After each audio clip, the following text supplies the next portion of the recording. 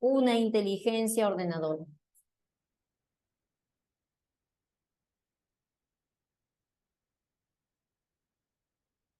Que lo ordene. ¿Quién es? Ese es Dios. Pues entonces, Dios es la inteligencia ordenadora del mundo.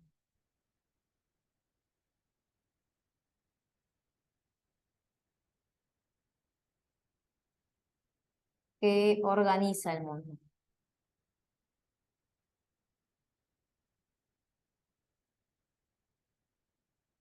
Ahí está. Bien.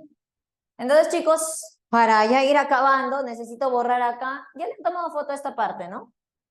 A esta primera parte. ¿Sí? Le tomaron foto, ¿no? Voy a borrar. Ya. Voy a borrar. Ah, ¿eso está? No aparece, ¿no? Eso está. Ya, bueno, chicos, con eso acabamos lo que es Santo Tomás. Lo que vamos a poner a continuación ya es algo bien poquito. Vamos a hablar de un último filósofo que ya pues desde el siglo XIV se acerca pues más a la decadencia del pensamiento medieval, ya se acerca pues mucho más al pensamiento renacentista, que es lo que vamos a ver la próxima semana. Estamos hablando del cura Guillermo de Ockham, ¿ya? Entonces por acá vamos a poner por último a Guillermo de Ockham. A ver acá. Guillermo de Ockham. De Ockham. Profesora, ¿por qué ahí no le pone San? Ya mucha confianza con Ockham. No, lo que pasa es que Ockham no es santo. Ockham. Por acá me falta la H, creo que es acá. Ockham, ya está. Ockham no es santo, nunca lo fue y nunca lo será.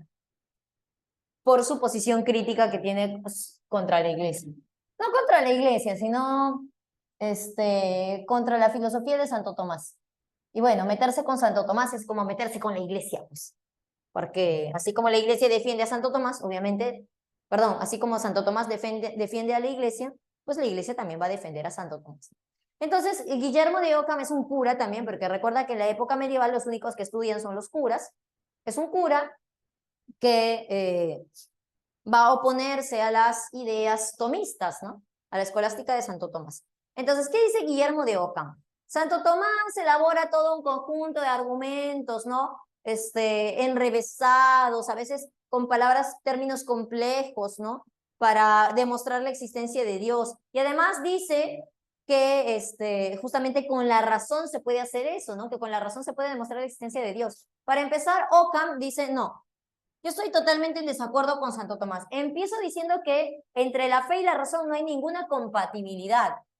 Fe y razón para Ockham no son compatibles.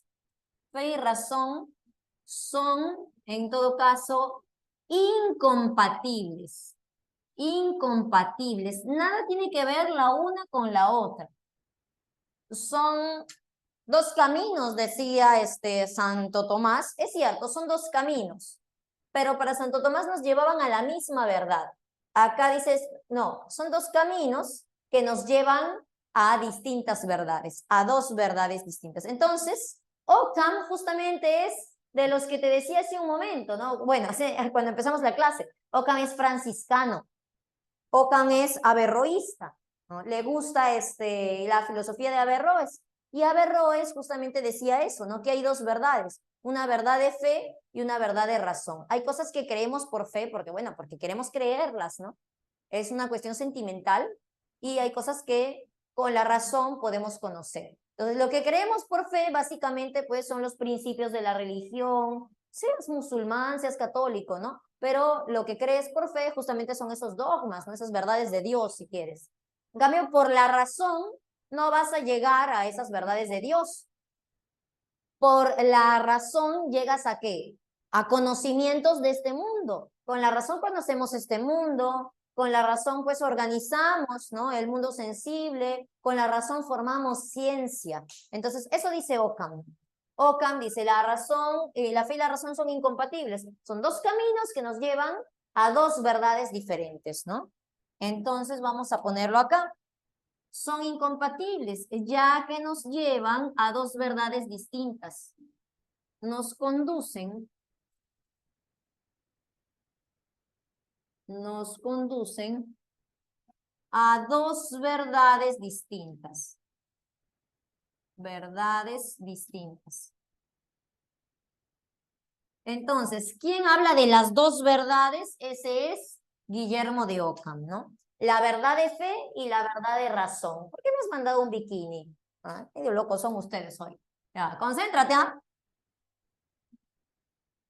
La verdad de fe y la verdad de la razón. ¿La razón para qué sirve? Dijimos, a ver, ¿para qué sirve? Ah, ya. ¿La razón para qué sirve? Claro, como Averroes, él es averroísta, te decía. Le gusta la filosofía de Averroes. ¿La verdad para qué sirve? La verdad que estoy hablando. ¿La razón para qué sirve? Para conocer este mundo, básicamente para hacer ciencia. Muy bien. Para hacer ciencia. La razón sirve para hacer ciencia, dice. Ciencia. ¿Y la fe para qué sirve? Para la religión. Muy bien, así, resumen, ¿no? Para la religión. Religión. Es como que de repente tú, aquí en la academia, estudias, por ejemplo, la teoría de la evolución de Darwin en tu curso de biología, ¿no? Tú conoces la teoría de la evolución, cuando tú vayas a tu Universidad de San Marcos, ¿no? Si tú quieres hacer ciencia, de repente eres un biólogo, quieres investigar, pues deberás partir de los postulados de Darwin, ¿no? Deberás aceptar eso como verdadero, es cierto, lo que dice Darwin es verdadero, el ser humano ha evolucionado, y pues y así voy a investigar, porque si quiero hallar verdades de este mundo, entonces voy a investigar bajo postulados científicos. Y eso no, me hará proceder por medio de la razón. Pero por otro lado, los domingos vas a misa, ¿no? De repente eres catequista, ¿no? Y en la catequesis le enseñas a los niñitos que Dios creó al hombre a su imagen y semejanza, ¿no? Entonces, una de tus verdades, que Dios creó al hombre a imagen y semejanza, sirve para creer, para que tú creas en tus cosas y que los niños también crean en eso, ¿no? Tengas fe en tu religión, y otra verdad te sirve para hacer ciencia. Las dos son verdades, las dos son válidas si quieres, pero válidas para cosas muy distintas. ¿Se entendió? Claro, una verdad la usas en un espacio religioso y otra verdad en otro espacio académico, científico. A ver, otra cosa principal, importante de la filosofía de Guillermo de Ockham es la famosa navaja de Ockham. A mí también me pasaba eso, María. Pero bueno, hasta que se paré por completo. Ya. La navaja de Ockham. La navaja de Ockham. De Ockham. ¿Por qué navaja? ¿Para qué sirven las navajas? ¿Ah? Las navajas sirven para cortar, ¿sí o no? Entonces, ¿qué dice Ockham? Hay que cortar. Ockham, como ya es más tirando para el Renacimiento, es más partidario de la ciencia, para asesinar, dice Isabel. No, Isabel, no estés pensando, no solo para asesinar, también sirve para cortar. No, cuchillo si quieres, ¿no? Cortas tu cebolla, ¿no? No siempre es para asesinar. Bueno, entonces, bueno, para cortar, digamos, ¿no? Entonces, ¿qué quiere cortar Ockham con su navaja? Es una navaja metafórica, obviamente, ¿no? No es que Ockham esté por ahí con su navaja. ¿Qué quiere cortar? Quiere cortar las palabras complejas, quiere arrancar la metafísica de la filosofía. Entonces, interesantemente, Ockham es uno de los primeros filósofos que postula eso, ¿no? Quitar la metafísica de la filosofía, o sea, quitar las palabras complejas, quitar los términos como el término ser, como términos así abstractos, metafísicos que no se entienden, primeras causas, primer motor inmóvil, términos extraños no uses. Claro, quiere usar un lenguaje sencillo, porque si tú quieres un conocimiento del mundo, pues para comunicar un conocimiento claro, tu lenguaje debe ser igualito, pues un lenguaje claro, un lenguaje sencillo que todos podamos entender. Lo que se había puesto de moda en la escolástica de Santo Tomás es que los curas hablen así muy difícil, tanto que la gente no los entienda. Es más, la misa se hacía en latín. Entonces estaba el cura ahí dirigiendo, imagínate Santo Tomás, papum, vamos, oremos todos. Y la gente, ¿te dice? No, ya qué importa. Amén. Claro, no entendían nada. Pero ahí estaban amén, ¿no? Porque así hablaban, pues, o sea, era como muy común que el sabio se presentaba como más sabio mientras más enredoso, más dificultoso hablaba. Hay filósofos que también hasta la actualidad piensan así, les gusta escribir raro para hacérselos muy intelectuales. En cambio, ya por acá, ¿no? Guillermo de Ockham aparecía dando pues esas luces, ¿no? De que si quieres comunicarte con la gente, ¿no? Y enseñar y dar a conocer el mundo, pues usa un lenguaje sencillo, ¿no? Entonces, él es partidario de eso, ¿no? Entonces dice, el conocimiento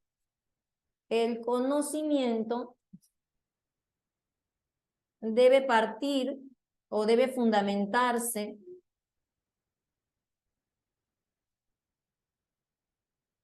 en un lenguaje claro y sencillo.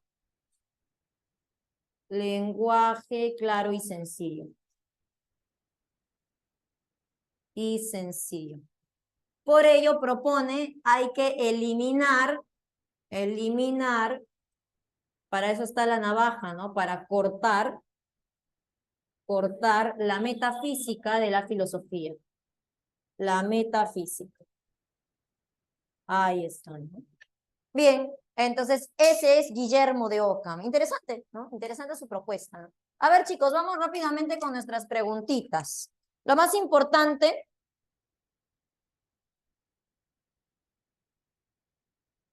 A ver, vamos a hacer, chicos, el texto. Vamos a leer, nos concentramos acá, damos las claves y te dicto las otras claves del resto, ¿ya? Pero concéntrate, porfa, en el texto. No estés haciendo tus otras claves, ¿ya? Lo más importante es que podamos leer, ¿no? A ver, chicos, ya, vamos todos entonces a la lectura. Ya debes tener tu material abierto, tu boletín, ¿sí? ¿Ya está? Vamos, entonces empezamos, dice. La primera y más clara se funda en el movimiento. Es innegable y consta por el testimonio de los sentidos que en el mundo hay cosas que se mueven. Pues bien, todo lo que se mueve es movido por otro, ya que nada se mueve más que en cuanto está en potencia respecto a aquello para lo que se mueve. En cambio, mover requiere estar en acto, ya que mover no es otra cosa que hacer pasar algo de la potencia al acto. Y esto no puede hacerlo más que lo que está en acto. A la manera como lo caliente en acto, por ejemplo, el fuego hace que un leño que está caliente en potencia pase a estar caliente en acto. Por consiguiente, todo lo que se mueve es movido por otro. Pero si lo que mueve a otro es a su vez movido, es necesario que lo mueva un tercero y a este otro. Mas no se puede seguir indefinidamente, porque así no habría un primer motor y por consiguiente no habría motor alguno. Pues los motores intermedios no mueven más que en virtud del movimiento que reciben del primero. Lo mismo que un bastón, nada mueve si no lo impulsa la mano. Por consiguiente, es necesario llegar a un primer motor que no sea movido por nadie, y este es el que todos entienden por Dios. Ajá. ¿Qué vía está hablándome? ¿De qué vía me habla el texto? ¿De qué vía está hablando el texto, chicos? La primera, ¿sí o no? La primera, que es la vía del movimiento, ¿no? Bueno, ya lo hemos borrado, ¿no? Claro. Entonces, básicamente está explicando todo el razonamiento de por qué Dios es el primer motor inmóvil, ¿no? Claro, parece trabalenguas, ¿no? Parece trabalenguas, pero realmente no lo es. Mira, vamos a responder las preguntas buscando en el texto, ¿ya? Primero vamos a leer las preguntas. A ver, ¿qué me pregunta la 14? La cadena de motores no puede ser infinita, porque de ser así, bueno, entonces hay que buscar en el texto. ¿Por qué la cadena de motores no puede ser infinita? Entonces, acá está, ¿no? Ya casi en la última parte dice, más, o sea, pero, no se puede seguir indefinidamente así, ¿no? ¿Por qué? Porque así no habría un primer motor. Y si no hay un primero, no hay ninguno otro, ¿no? No hay intermedios. Claro, entonces la clave correcta es la A de avioncito, ¿sí o no? Sí lo ubicaste en el texto, ¿no? Cuando dice, más no se puede seguir indefinidamente de esa manera. Muy bien. A de avioncito. No habría un primer motor y por tanto no habría motor alguno. Bien. A ver, la 15. Hay que poner verdadero o falso. ¿Es necesario admitir un primer motor según el texto? Sí, verdadero. Mover es pasar del acto a la potencia. Eso es de Aristóteles y está acá, ¿no? Claro, mover, ¿qué significa? Mover requiere estar en acto. No, mover no es otra cosa que hacer pasar algo de la potencia al acto. Entonces es al revés, eso es falso. Lo que se mueve por sí mismo. No, me está diciendo que lo que se mueve, y eso está al principio, no, es innegable y consta por los sentidos, que en el mundo hay cosas que se mueven, todo lo que se mueve es movido por otro, no por sí mismo.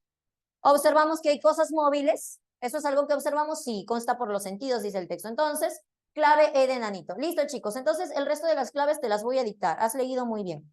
A ver, uno sería A de avioncito, 1A de avioncito. La número 2, a ver, las pruebas de Anselmo, ¿cómo se llaman? Ya lo borramos. Las pruebas de Anselmo, ¿cómo se llamaban? Ontológicas, ¿sí o no? B de barco.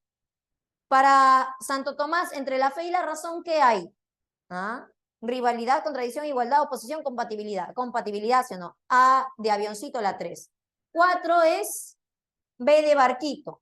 B de barquito. 4, B de barquito. 5 es C de casa. 5, C de casa. 6 es la última vía. El fin u orden o gobierno del mundo, ¿no? La E de enano. La 7. La 7. Claro, hay entidades más perfectas, otras menos perfectas. ¿Qué vía es? La de los grados o gradualidad. Muy bien. 8 es la A de avión, ¿ya? Ya ahí lo revisas. 8A de avión. 9 es C de casita. 9 C de casita. En la 10 me habla de Guillermo de Ockham. Ahí la clave es la E de enano. Claro, muy bien. La 11, ahí están las vías. A ver, relaciona esas vías. ¿Puedes relacionar las vías? Primera, tercera, quinta, ¿te acuerdas? La D de dado, dicen, correcto, muy bien, Cristian, la D de dado. La 12 es la D de dadito y la 13 es la B de barquito y con eso acabamos, chicos. Bien, chicos, cuídense bastante, nos vemos. Hemos tenido una clase fructífera el día de hoy, hemos hablado de los 3 filósofos. Chao, chicos, cuídense. Nos vemos mañana, pues, nos vemos para hablar de del cerebro. Muchas gracias, Miss. Chao, chao, chicos.